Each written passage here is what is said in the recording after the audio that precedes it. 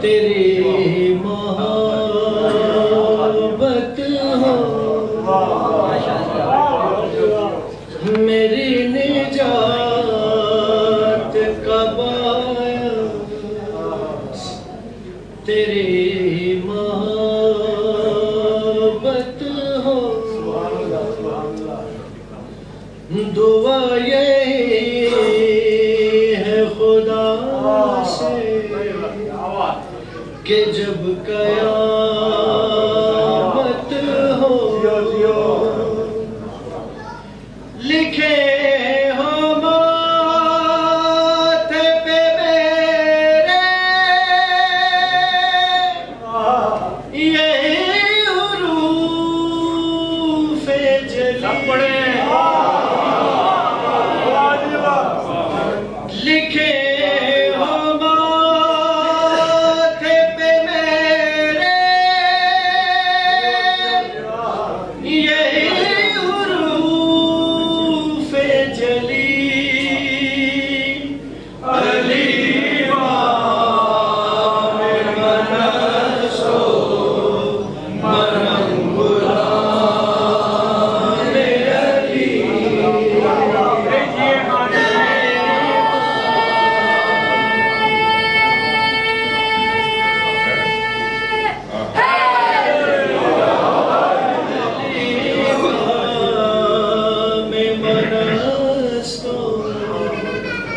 منم غلام علی، درود پڑھی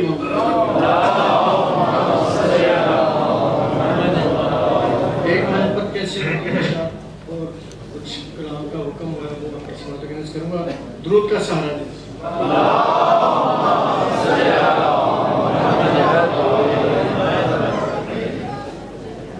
در سیدہ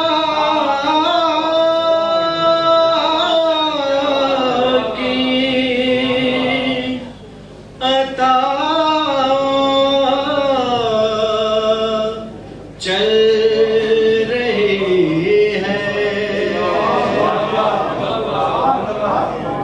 در سیدہ کی عطا چل رہی ہے، ابھی تک جو شہر آزاد چل رہی ہے، ابھی تک جو شہر کی آزاد چل رہی ہے، علم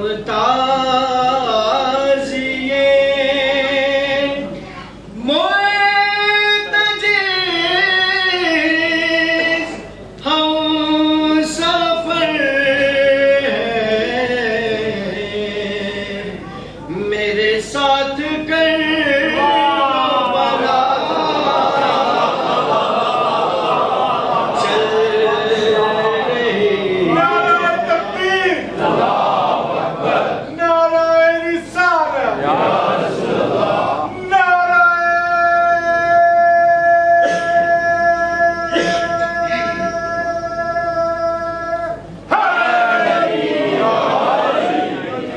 جلدی جلدی واہ واہ واہ واہ، اٹھا کر میں خاک شفا چل رہا ہوں، اٹھا کر میں خاک شفا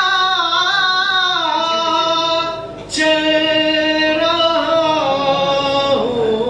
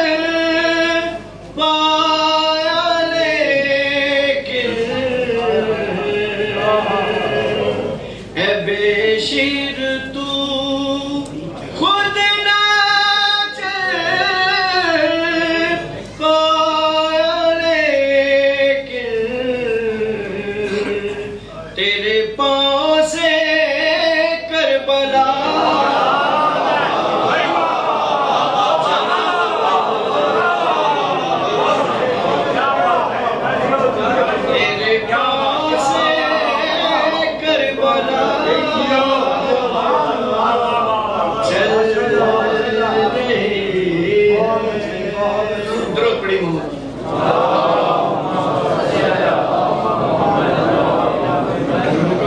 استاد جی کے کلام کا درود شعر آپ کی سماعت کرا سکتا ہوں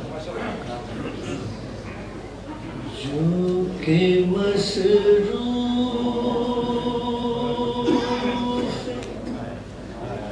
سلام شہداء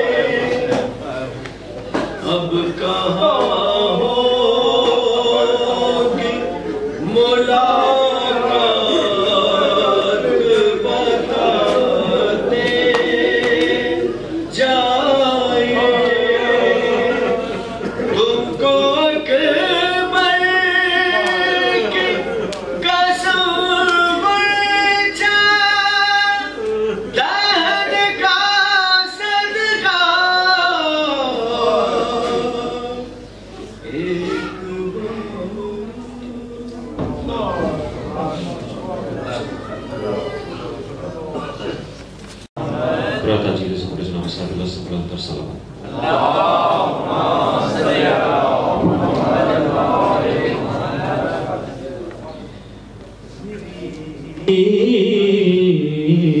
دعاؤں کو وہ درجہ قبول ملے میری دعاؤں کو وہ درجہ قبول ملے کہ میں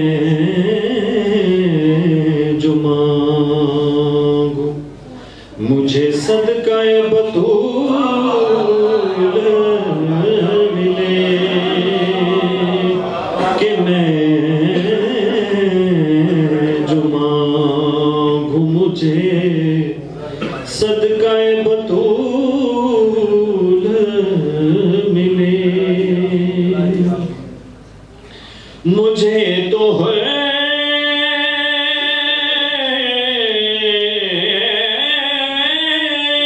کہ مقدر پہ رشک آتا ہے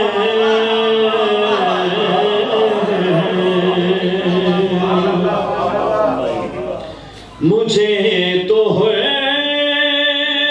کہ مقدر پہ رشک آتا ہے کہ جس کو گلشن زہرا کے سارے پھول ملے کہ جس کو گلشن زہرا کے سارے پھول ملے. نسیں جھکایا کٹایا ہے دین کی خاطر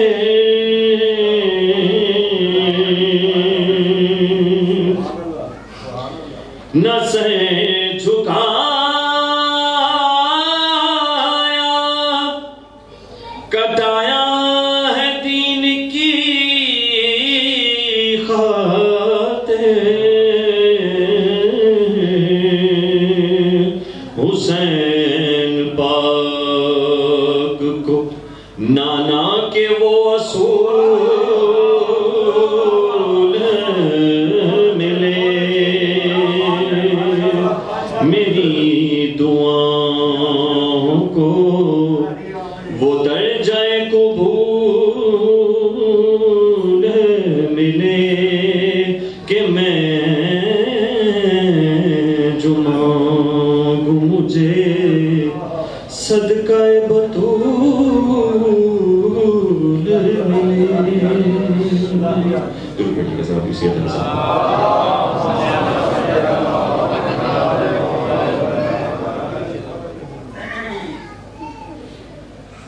گونجی بوقت عصر صدا میں حسین ہوں گونجی بوقت عصر صدا میں حسین ہوں کاٹو نہ میرا خشک گلا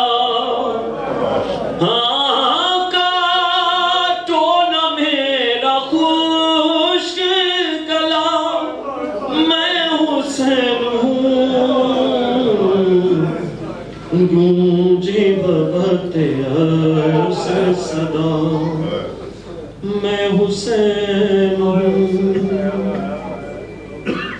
سوکھی ہوئی ہے شمر میرے حلق کی رگیں سوکھی ہوئی ہے شمر میرے حلق کی رگیں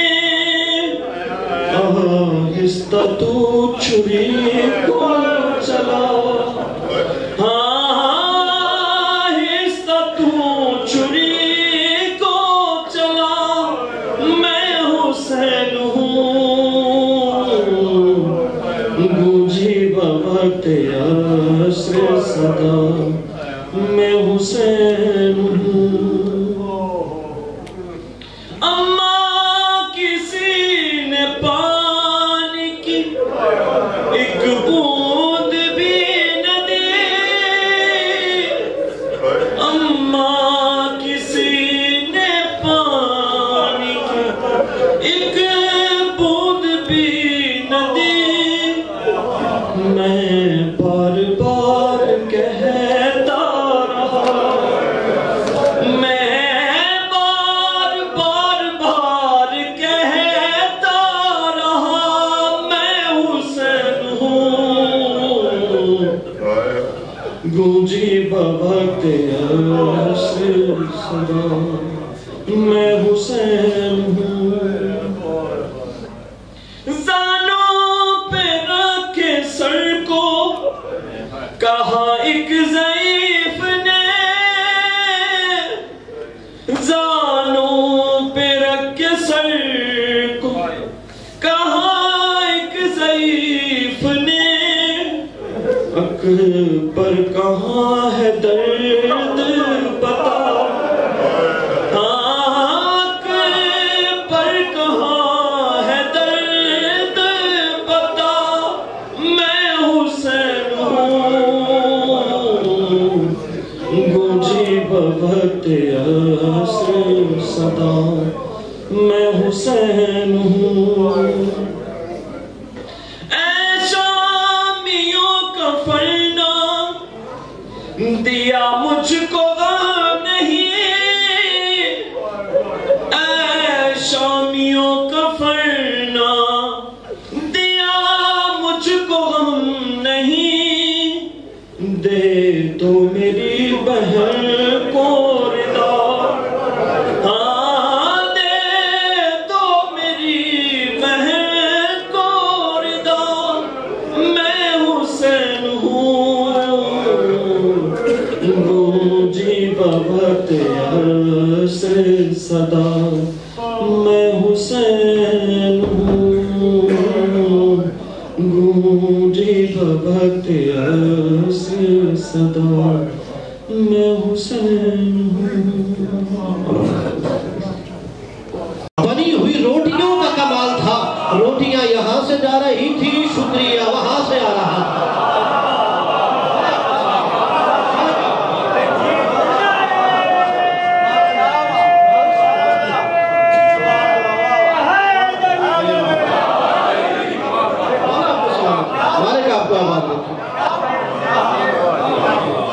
یہ صرف جناب سیدہ کے ہاتھ کی بنی ہوئی روٹیوں کا کمال تھا کہ روٹیاں یہاں سے جا رہی تھی اور شکریہ وہاں سے آ رہا تھا کیونکہ وقت زیادہ ہے جو علامہ اقبال بن کے مجھے دیکھ رہا ہے وہ سورہ دہر کی جا کے تلاوت کر لے تاکہ اسے پتہ چل جائے یہ کب روٹیاں جا رہی تھی کہاں پر شکریہ آ رہا تھا اب قبلہ اگر یہاں پر دیکھا جائے کہ جو روٹیاں در سیدہ سے وہاں جا رہی تھی یہ کتنی روٹیاں تھی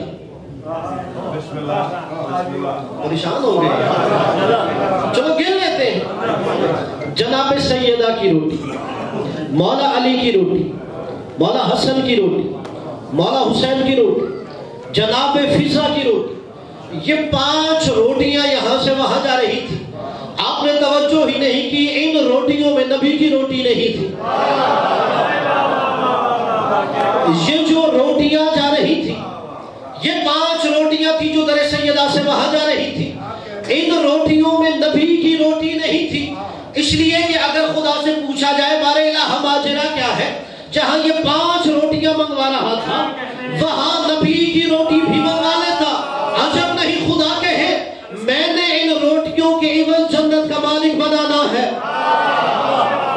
میں نے ان روٹیوں کے عوض جنت کا مالک بنانا ہے اگر میں نبی کی روٹی منگوا لیتا تو متعصب مورخ بھکا ہوا کلم بھکا ہوا محدث لکھ دیتا کہ یہ جنت نبی کی روٹیوں کی عوض مل رہی تھی یہ جنت رسول کی روٹیوں کی عوض مل رہی تھی کہ اس لیے میں رسول کی روٹی منگواتا ہی نہیں تاکہ مسلمان کو پتہ چل جائے یہ جنت رسول کی روٹی کے بدلے نہیں بطول کی روٹی کے بدلے مل رہی ہے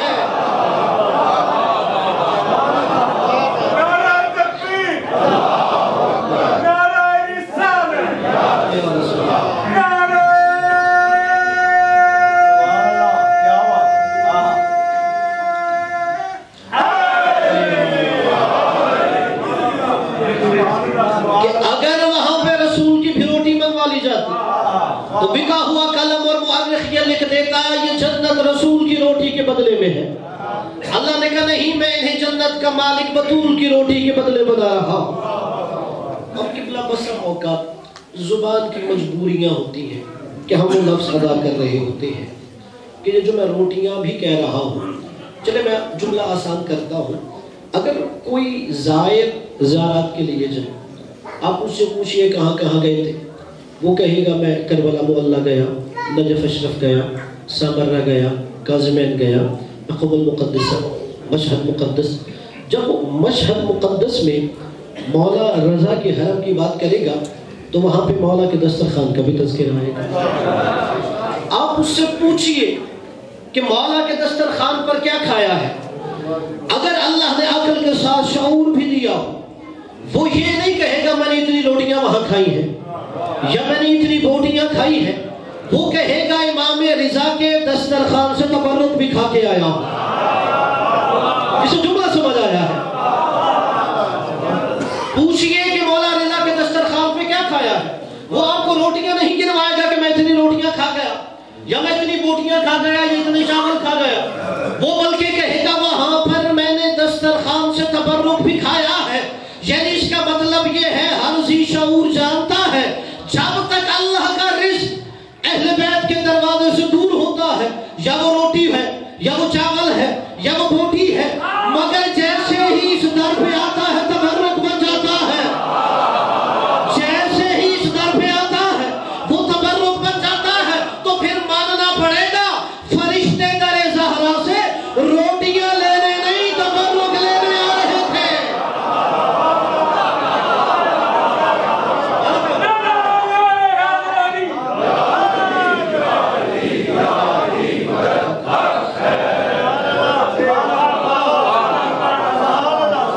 اس لیے کہ جب اللہ کا رزق اس دروازے سے دور ہے تو پھر وہ روٹیاں ہوتی ہیں، مگر جب اس دروازے سے منسوب ہو گیا تو وہ تبرک ہوتا ہے. تو اللہ نے فرشتوں سے یہ نہیں کہا وہاں روٹیاں لے کے آؤ، در زہرا سے تبرک لے کے آؤ. اچھا فرشتے یہ تبرک لے کے کہاں گئے؟ میرے سامنے اہل علم ہے، جانتے ہوں گے، تفسیروں میں لکھا ہے کہ فرشتے تو کھاتے نہیں ہیں، انہوں نے جنت میں جا کے رکھ دیا تھا تبرک. کہ فرشتوں نے یہاں سے تبرک لیا اور وہاں جا کے جنت میں رکھ دیا.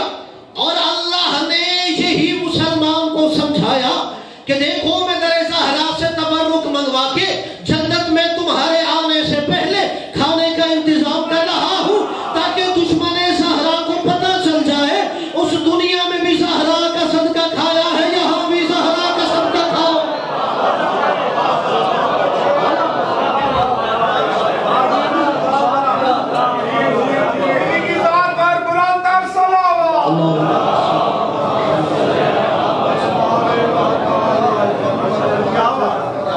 کہ اس لیے کہ وہاں پر بھی تمہیں در زہرا کا تبرک کھلایا جائے گا. اب آقا زادی نے اگلا جملہ کہا وَالسَّنَاءُ بِمَا قَدَّمَ مِنْ عُمُومِ نِعَمٍ ابْتَدَأَهَا. اللہ کی اتنی حمد و ثنا بیان کرتی ہوں کہ اس نے لوگوں کے آنے سے پہلے نعمتیں مہیا کر دی. یہ شاید ہم سے سری نگاہوں سے گزر جائیں مگر یہ عام بی بی نہیں، جنت کی سردار بول رہی ہے. یہ وہ بول رہی ہے کہ جس کے بارے میں نبی نے کہا کہ وہ علی کا کف ہے اور علی کی زبان سے نکلنے والا جملہ نہج البلاغہ بنتا ہے. آقا زادی نے کہا وَالسَّلَاءُ بِمَا قَدَّمَ مِنْ عُمُومِ نِعَمٍ ابْتَدَأَهَا کہ اللہ کی اتنی حمد و ثنا بیان کرتی ہوں کہ اس نے دنیا میں آنے سے پہلے ہمارے لیے نعمتیں مہیا کر دی. یعنی آقا زادی نے کہا یہ زمین کا فرش تمہارے آنے سے پہلے بچھا دیا، آسمان کا شامیانہ تمہارے آنے سے پہلے لگا دیا، یہ چلتی ہوئی ہوائیں، یہ بہتے ہوئے دریا سمندر تمہارے آنے سے پہلے لگا دیا. اور پھر صرف یہی نہیں بلکہ کہا من عموم نعم ابتدأها تمہاری ضرورت سے زیادہ تمہیں مہیا کر دیا. اور دیکھیے جتنی اللہ نے ضرورت کی چیزیں ہیں وہ ہمیں مفت میں مہیا کر دی. سونا اور ہیرا مہنگا ہوتا ہے، کبھی سوچا ہے کیوں ہوتا ہے؟ ہر بندے کی ضرورت ہی نہیں. کوئی بندہ یہ کہے اگر مجھے سونا نہیں ملے گا میری تو جان چلی جائے گی، ضرورت ہی نہیں۔ اس کے مقابلے میں نمک بہت سستا ہوتا ہے کہ ہر ذائقے کی ضرورت ہوتی ہے۔ نمک کے مقابلے میں پانی اور زیادہ سستا ہوتا ہے، اور پانی کے مقابلے میں اللہ نے ہوا ہمیں آکسیجن مفت میں عطا کی ہے۔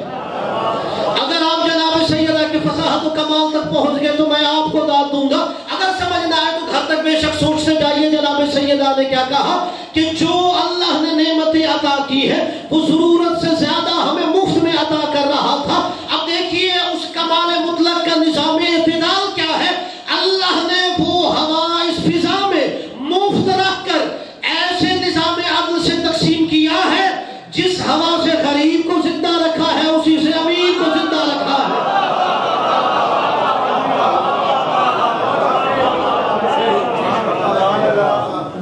جس سے امیر زندہ ہوتا ہے اسی فضا سے غریب زندہ ہوتا ہے۔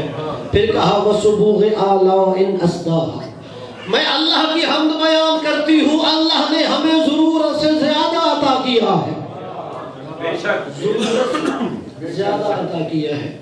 کوئی اگر غیر معصوم ہوتا تو میں جملہ کہہ کے گزر جاتا، مگر آقا ذاتی کہہ رہی وَسُبُوغِ آلَاءٍ أَسْدَاهَا کہ ہماری ضرورت سے زیادہ عطا کیا ہے۔ اگر آپ ایک آنکھ بند کر لیں دوسری آنکھ سے نظر آتا ہے، یعنی ضرورت ایک آنکھ ہی تھی۔ اگر ایک کان بند ہو جائے دوسرے سے سن سکتے ہو، یعنی ضرورت ایک ہی کان تھی۔ اچھا ہمیں اللہ نے دو گردے عطا کیے ہیں، اگر ایک ناکارہ ہو جائے دوسرے سے زندہ رہ سکتے ہو، یعنی ضرورت ایک تھی اس نے دو عطا کیا۔ یہی تو آقا ذاتی نے اس کا کرم سمجھایا ہے کہ میں اس کی سزا کیوں نہ بیان کروں، وہ ضرورت سے زیادہ عطا کر رہا ہے، جب تمہیں بن مانگے ضرورت سے زیادہ دیتا ہے، جو اس کی بارگاہ میں جاتا ہو اسے کتنا عطا کرتا ہوگا۔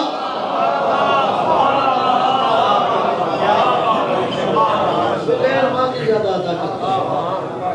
اور پھر کہا ابتدأ الاشیاء لا من شیء کان قبلها، کہا اللہ کی میں حمد بیان کرتی ہوں، اس نے ہر شے کو لا شے سے بنایا۔ دیکھیے بناتے ہم بھی ہیں، بناتا اللہ بھی ہے۔ مثلا یہ ممبر بنا ہے، ممبر کس سے بنا ہے؟ لکڑی سے بنا ہے۔ 4-5 بندے جنہیں پتہ ہے ان کا میں شکریہ ادا کرتا ہوں کہ یہ لکڑی سے بنا ہے، آپ پریشان ہو گئے، یہ لکڑی سے بنا ہے ممبر۔ اچھا لکڑی تھی تو ممبر بنا ہے، اگر لکڑی نہ ہوتی تو ممبر کیسے وجود میں آتا؟ میری آقا زادی نے کہا یہی تو فرق ہے تمہارے اور اس کے بنانے میں، تم شے سے بناتے ہو وہ لا شے سے بناتا ہے۔ تمہیں پہلے چیز چاہیے بنانے کے لیے، لکڑی ہوگی تو ممبر بناؤ گے، اگر تمہارے پاس لوہا ہے تو مائک بناؤ گے۔ کہا ابتداء الاشیاء لا من شیء کان قبلها، وہ ایسے بناتا ہے شے نہیں ہوتی، وہ وجود پتا کرتا ہے۔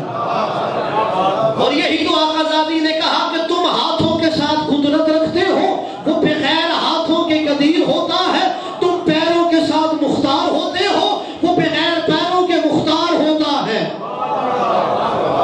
تم اعضاء کے محتاج ہو، وہ اعضاء کے محتاج نہیں ہے۔ اور یہی وجہ ہے کہ آقا زادی چلتے چلتے لوگوں کو کہا لے گئی۔ جناب سیدہ نے کہا کہ تم مجبور ہو، وہ مختار ہے، تم شے سے بناتے ہو، وہ لا شے سے بناتا ہے۔ اور یہی تو وجہ ہے کہ جب ایک بندہ مولا علی کی بارگاہ میں آ گیا، کہتا ہے مولا میں مجبور ہوں یا مختار ہوں۔ مولا نے کہا ایک ٹانگ اٹھا، اس نے اٹھا دی۔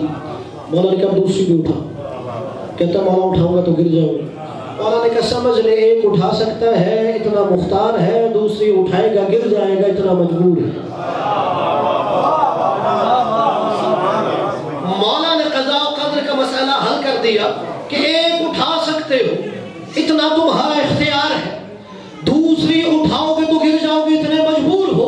یعنی مولا نے کہا اگر کوئی ایسا بندہ دیکھو کہ جو دونوں اپنے قدم ہوا میں اٹھا لے، وہ تمہاری طرح مجبور نہیں مختار ہوتا ہے۔ قبلہ جس کا جملہ تاریخ کے زاویے میں پہنچ جائے اسے میں دعا دوں گا۔ جنگ خیبر ہو رہی ہے، صحابہ دوڑتے دوڑتے نبی کے پاس آئے، کہا یا رسول اللہ ذرا علی کو دیکھیے۔ کہا میرے صحابیوں کیا دیکھا ہے؟ کہا علی نے در خیبر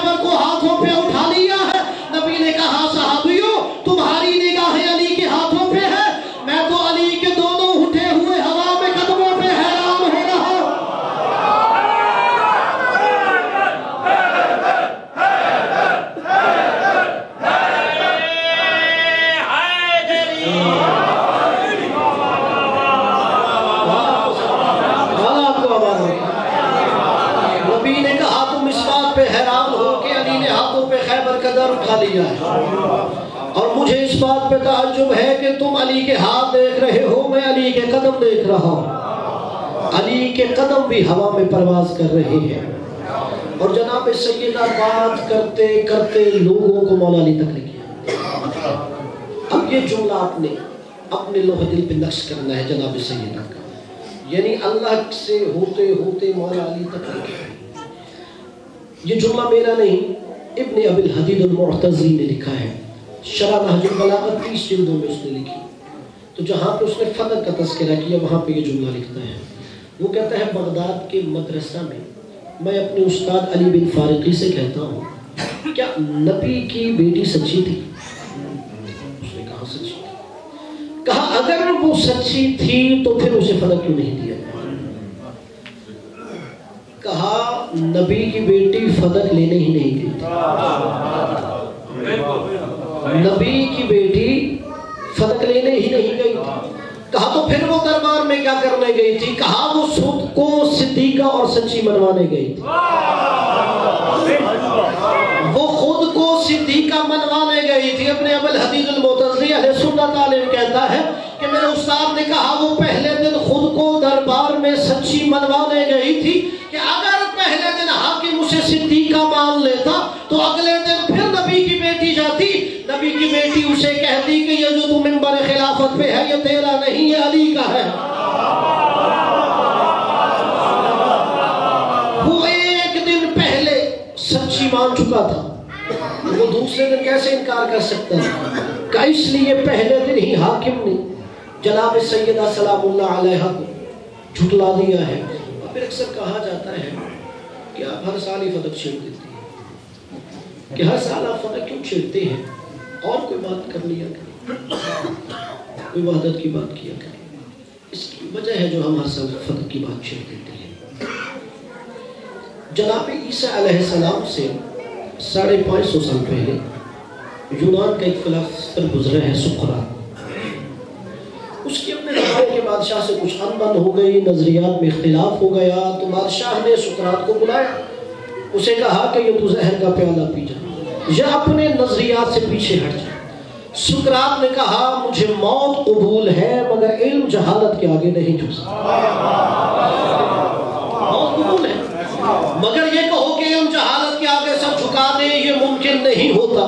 اب بالآخر سقراط کو زہر پلا کے قتل کر دیا گیا۔ ابھی 60-70 سال پہلے ایک بندے نے عدالت میں مقدمہ دائر کر دیا کہ سقراط کے قاتل کو سزائے موت دی جائے۔ اب کہتے ہیں کہ ایتھنز کی عدالت میں مقدمہ چلا گیا، بحثیں ہوتی رہی، جرحیں ہوتی رہی۔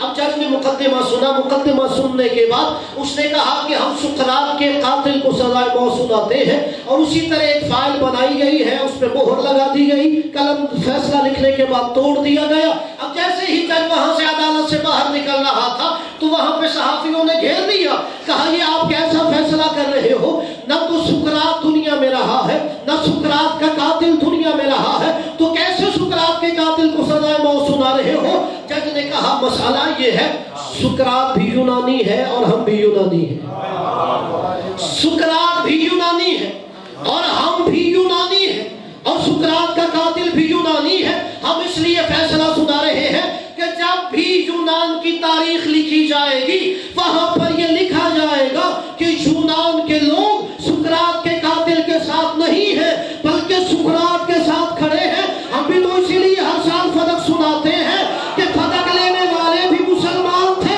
ہمارا تعلق اسلام سے ہے۔ ہم فلک سنا کے یہی بتاتے ہیں ہمارا تعلق نبی کی بیٹی کے ساتھ ہے، فلک لینے والوں سے نہیں ہے۔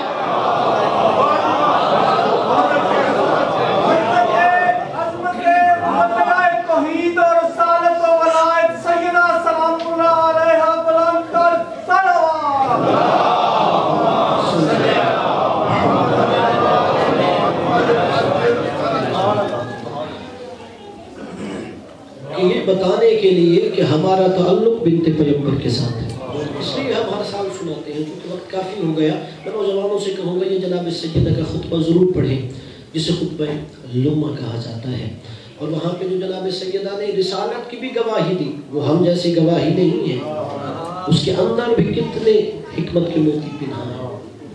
اور پھر آزادی جب واپس آئی تو علی نے کہا کہ جب نبی کی بیٹی رو رہی تھی، فاطمہ کیوں رو رہی ہو؟ تم جنت کی مالکن ہو، اگر ایک زمین کا ٹکڑا نہیں ملا تو کیا تو یہ نہیں ہے مجھے فتق نہیں ملا۔ وہ کہہ رہا تھا فاطمہ جھوٹ بول رہی، اس نے نبی کی بیٹی کو جھٹلا دیا۔ عزیزانو یہی وجہ ہے کہ نجف کے عالم اصفہانی کہتے ہیں صلافۃ لیس لہا کفا، دربار میں اس بی بی کے گواہ جھٹلا دیے گئے تھے، قیامت کے دن 3 جناب سیدہ مظلومیت کی گواہی دیں گے۔ وہ کہتے ہیں الباب، وہ جلتا ہوا دروازہ جو محمد کی بیٹی کو گرایا گیا۔ کہتے ہیں دوسرا گواہ الجدار، وہ دیوار جس کا فاطمہ سہارا لے رہی تھی۔ نبی کی بیٹی کی مظلومیت کا تیسرا گواہ الدماء، وہ خون ناحق جو در و دیوار کے درمیان بہایا جا رہا تھا۔ عزادارو نبی کی بیٹی علی سے بھی اپنے دکھ شمایا کرتی تھی، کبھی علی کو نہیں بتایا کہ فاطمہ کس کرب سے گزر رہی ہے۔ اور اس کی شاہد جناب سلمان فارسی کی وہ روایت ہے جو آقا قزوینی نے لکھی ہے کہ سلمان فارسی کہتے ہیں نبی کی بیٹی کے بعد میں دیکھتا ہر روز علی مدینے کے باہر چلے جاتے ہیں، میں سوچا کرتا اللہ جانے میرا مولا کہاں جاتا ہے۔ ایک دن میں نے سوچا میں اپنے مولا کے پیچھے پیچھے جاؤں گا، دیکھو علی کہاں کہاں جاتا ہے۔ عزادارو جناب سلمان فارسی کہتے ہیں میں نے دیکھا میرے مولا مسجد نبوی سے نکلتے ہوئے مدینے کے باہر ایک باغ میں تشریف لے گئے۔ مولا علی ایک ویرانے میں گئے اور اپنی پشت ایک درخت کی اور سے لگا کے علی دھاڑے مار مار کے رونے لگا۔ اللہ جانے کس سے جملہ سمجھ آیا ہے مولا کی غربت کا۔ عزادارو یہ 32 سال کا کڑیل جوان علی ہے، بدر و احد و خندق و خیبر کا فاتح علی ہے۔ سلمان ایک کونے میں کھڑا ہو کے دیکھتا رہا کہ میرا مولا 32 سال کا کڑیل جوان دھاڑے مار مار کے رو رہا ہے۔ حضرت سلمان آگے بڑھا، مولا کے قدموں پہ ہاتھ لگا کے کہتا ہے مولا بتاؤ تو صحیح ایسی کون سی مصیبت دیکھی ہے جسے یاد کر کے علی اس ویرانے میں رو رہا ہے۔ حضرت سلمان کہتا ہے علی چیخ مار کے رویا اور کہا سلمان فارسی نبی کی بیٹی دنیا سے رخصت ہو گئی اور علی کو یہ بھی نہ بتایا فاطمہ کی پسلیاں ٹوٹ چکی تھی۔ حضرتم علی الزہر، اس کی ہائٹ اٹھلی ہے مولا اسے کسی غم میں نہ رلائے، رونا نہ آئے نبی کی بیٹیوں سے اپنے گناہوں کی معافی مانگو۔ اللہ ایک روایت اور سن لیجیے، نبی کی بیٹی 30 جمادی الثانی ظہرین کے بعد دنیا سے رخصت ہو گئی اور علماء کہتے ہیں کہ جب تک زندہ رہی دائیں ہاتھ سے تسبیح نہیں پڑھ سکتی اور جب نماز کا وقت ہوتا ایک ہاتھ سے ٹوٹی ہوئی پسلیوں کو سہارا دیتی، ایک ہاتھ سے عصا کا سہارا لیتی، بستر سے مسلے تک کے چند قدم بغیر عصا کے سہارے نہیں چل سکتی، مگر جب 3 جمادی الثانی کو خود اپنے بستر سے اٹھی ہے، اپنے شہزادوں کو تیار کیا ہے، کہا جاؤ نانا کے روزے پہ ماں کے لیے دعا مانگو۔ عزادارو اپنے ہاتھوں سے اپنی اولاد کے لیے کھانا بنایا ہے، پھر کہا فضا میں اس حجرے میں جا رہی ہوں، جب تک میری تسبیح کی آوازیں آتی رہے تم سمجھنا نبی کی بیٹی زندہ ہے۔ عزادارو جیسے ہی تسبیح کی آوازیں رک گئی، نبی کی بیٹی نے کہا تھا فضا جب میرے حسنین آ جائیں پہلے انہیں کھانا دینا پھر اپنی ماں کی شہادت کی اطلاع دینا۔ عزادارو حسنین روتے ہوئے جب روزہ رسول سے گھر آئے تو پہلا سوال کی اما فضا ماں زہرا کہاں ہے؟ عزادارو جو بچپن میں یتیم ہو جائے وہ یہ جملہ محسوس کر سکتا ہے کہ اما فضا ہماری ماں زہرا کہاں ہے؟ جناب فضا نے کہا بچوں آؤ پہلے کھانا کھا لو پھر تمہیں ماں کے حجرے میں لے کے جاتی ہوں۔ عزادارو دونوں شہزادے کہتے ہیں اما فضا تم نے آج تک دیکھا ہے ہم نے ماں زہرا کے بغیر کھانا کھایا ہے؟ آجرکم علی الزہر، اشارہ کیا کہ تمہاری ماں اس حجرے میں ہے۔ عزادارو دونوں شہزادے دوڑتے ہوئے گئے، یا اما اما کہتے رہے، آج زہرا کا کوئی جواب نہیں آیا۔ حضرت حسنین دوڑتے ہوئے مسجد نبوی میں گئے جہاں مولا علی تھے۔ میں نے خود مقتل میں روایت پڑھی ہے، جیسے ہی مولا علی کو حسنین نے بتایا نا بابا اما زہرا دنیا سے رخصت ہو گئی، جتنا بڑا صابر تھا علی منہ کے بل زمین پہ گرا۔ پھر جناب سیدہ نے وصیت کی تھی، یا علی غسلنی وکفرنی وحنتنی باللیل، علی مجھے خود غسل و کفن اور حنوط کرنا ہے۔ اللہ یہ کفن کوئی دنیا کا نہیں ہے، یہ جنت سے آیا تھا، یہ حنوط یہ کافور کوئی دنیا کا نہیں ہے، یہ بھی جنت سے لے کے آیا تھا ملک الموت۔ جب نبی دنیا سے جا رہے تھے تو ملک الموت کچھ حنوط اور کافور لے آیا۔ عزادارو جناب سیدہ سلام اللہ علیہ کو مولا علی حسنین کو بلایا، اب اس کو 4 حصوں میں تقسیم کیا، 1/4 الگ کیا، کہا علی اس سے مجھے حنوط کرنا اس کافور سے۔ عزادارو دوسرا الگ کیا، کہا علی یہ تمہارے لیے حنوط کے لیے کافور ہے۔ عزادارو تیسرا الگ کیا، کہا فاطمہ اس کافور سے تمہیں حنوط کیا جائے گا۔ عزادارو چوتھا الگ کیا کہ حسین یہ سنبھال لو اس سے حسن کو حنوط کیا جائے گا۔ عزادارو زہرا کو بڑی محبت تھی حسین سے، ماں دیکھتی رہی نہ کفن اور بچا ہے نہ کافور اور بچا ہے۔ عزادارو زہرا آگے بڑھ کے کہتی ہے بابا میرے حسین کا کیا قصور ہے، ان سب کو کافور بھی دیا ہے کفن بھی دیا ہے، مگر نہ میرے حسین کو کفن دیا ہے نہ کافور دیا ہے۔ عزادارو نبی آگے بڑھ کے کہتے ہیں زہرا اسے کافور دیا جاتا ہے جسے غسل دیا جائے، کفن اسے دیا جاتا ہے جسے غسل دیا جاتا ہے۔ تیرا حسین کربلا میں 10 محرم پہ گولو کفن بنا ہوا ہوگا۔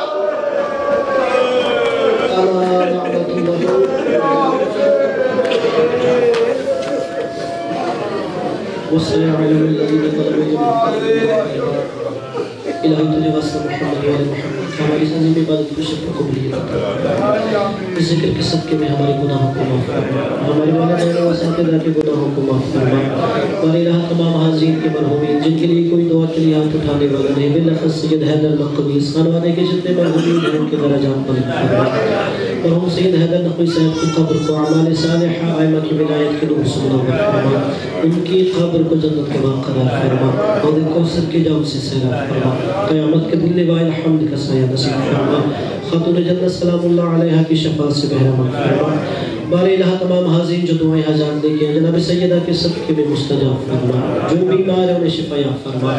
حسن زادی صاحب اور جو مومنین و مومنات علیل ہیں ہمیں دعوت لیے کہہ رکھا ہے، یہ کہنا چاہتے ہیں تجھے واسطہ امام سجاد علیہ السلام کا، تجھے واسطہ جناب سیدہ سلام اللہ علیہ کے زخم پہلو کا، ان تمام مومنین و مومنات کو شفاء کلی عطا فرما، جو بیمار ہیں باب الحوائج کے صدقے انہیں اولاد عطا فرما، بارے الہ ہر مسلمان کی عزت و ناموس کی حفاظت فرما، پاکستان کو استقامت عطا فرما، شام میں ثانیہ زہرا سلام اللہ علیہ کے روزے کی محافظت فرما، دشمنان اہل بیت کو تباہ و برباد فرما، ہمیں سوائے اپنی ذات کی کسی کا محتاج فرما۔ پر الہ کتنی ایسی دعا انسان کے دلوں میں ہوتی ہیں زبان پہ نہیں لا سکتا، تجھے خاتون جنت سلام اللہ علیہ کا واسطہ ذکر کا واسطہ تمام حاضرین بانیان کی ایسی دعا کو استجاب فرما، حیدر نقوی صاحب کی اولاد پہ خاص رحمت و برکتوں کو نزول فرما، انہیں رزق حلال وافر عطا فرما، ان کے آنے والے نسلوں کو امیر المومنین اور ائمہ معصومین کی ولایت میں ثابت فرما، بارے الہ تجھے واسطہ محمد والے محمد کو آفات کے بریات سے محفوظ فرما، میرے وقت کے امام کو ہم سے راضی فرما، حجت اللہ بقیت اللہ امام زمانہ کے ظہور میں تاجی فرما، ہمیں ان کے اوان و انصار میں محشور فرما، ان کے قدموں میں شہادت نصیب فرما، ربنا تقبل منا انك انت السميع العليم بحق محمد وآلہ الطاہرین۔ ایک دفعہ سورہ فاتحہ 3 دفعہ سورہ توحید کی تلاوت کر کے اپنے مرحومین جن کے لیے کوئی سورہ فاتحہ پڑھنے والا نہیں، بالخصوص سید حیدر نقوی اور اس خانوانے کے